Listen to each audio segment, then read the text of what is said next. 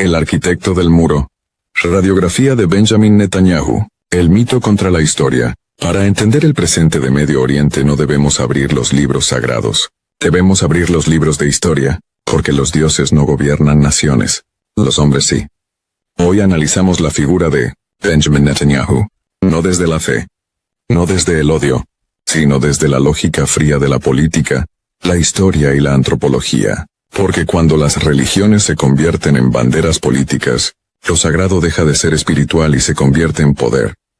Un apellido que desapareció, todo comienza con un nombre que ya no existe. Mileikovsky, ese era el apellido original de la familia, el abuelo de Netanyahu. Nathan Mileikovsky formaba parte de una generación de judíos, europeos que buscaban transformar una identidad religiosa milenaria en un proyecto político nacional. La reinvención de una identidad, en algunos de sus escritos comenzó a utilizar un nombre hebreo, Netanyahu, pero sería su hijo el historiador, Benzion Netanyahu, quien adoptaría definitivamente ese apellido. No fue solo un cambio de nombre, fue una declaración ideológica, porque los proyectos nacionales no nacen de la fe, nacen de decisiones políticas.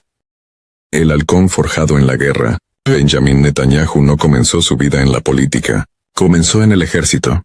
Sirvió en Sayeret Matkal, una de las unidades de operaciones especiales más prestigiosas de Israel, pero el evento que marcó su historia fue la muerte de su hermano mayor, Jonathan Netanyahu.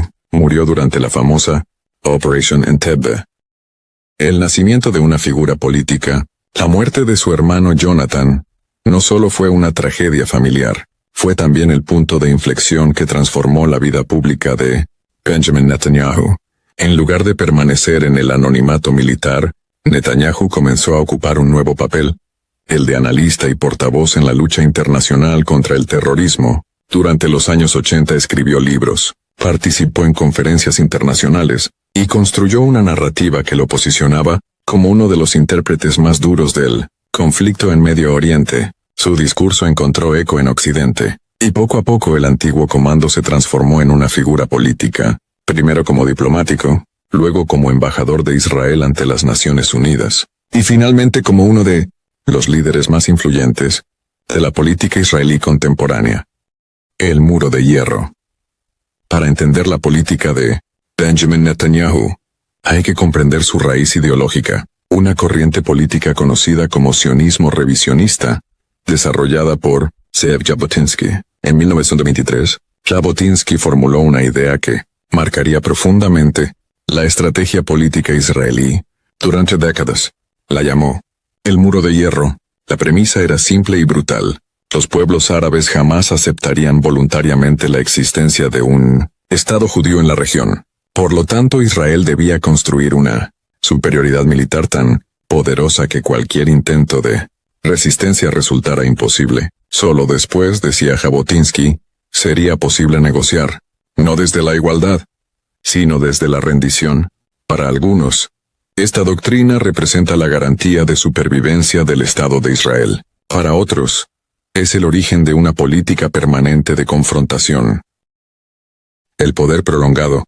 Después de años construyendo su imagen internacional, Benjamin Netanyahu finalmente llegó al poder en 1996. Su primer mandato fue solo el comienzo. Con el paso de los años, Netanyahu perfeccionó una habilidad política que pocos líderes han logrado: dominar, sobrevivir al poder. Crisis políticas, escándalos, coaliciones frágiles y elecciones repetidas no lograron apartarlo del escenario. Al contrario, le permitieron consolidarse como el líder más duradero en la historia moderna de Israel, superando incluso al fundador del Estado, David Ben-Gurion. Pero ese dominio político tuvo un precio. Para mantenerse en el poder, Netanyahu construyó alianzas cada vez más fuertes con sectores nacionalistas y religiosos, transformando gradualmente la estructura política del país.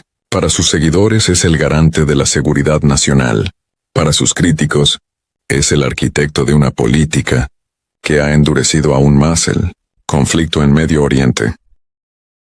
El conflicto contemporáneo, hoy el legado político de Benjamin Netanyahu, se encuentra en el centro de una de las crisis más profundas de Medio Oriente. Mientras algunos lo consideran el garante de la seguridad del Estado de Israel, Otros lo señalan como uno de los principales responsables del endurecimiento del conflicto regional. Las guerras no nacen de los dioses, nacen de decisiones humanas. En las calles de Israel, miles de ciudadanos han salido a protestar contra su gobierno. En Gaza, la devastación de la guerra ha dejado imágenes que recorren el mundo, y en el escenario internacional, el conflicto vuelve a dividir a gobiernos, pueblos y opiniones. La historia juzgará este momento, pero algo es evidente. Cuando la política se mezcla con identidades sagradas, el conflicto se vuelve casi imposible de resolver. El juicio de la historia.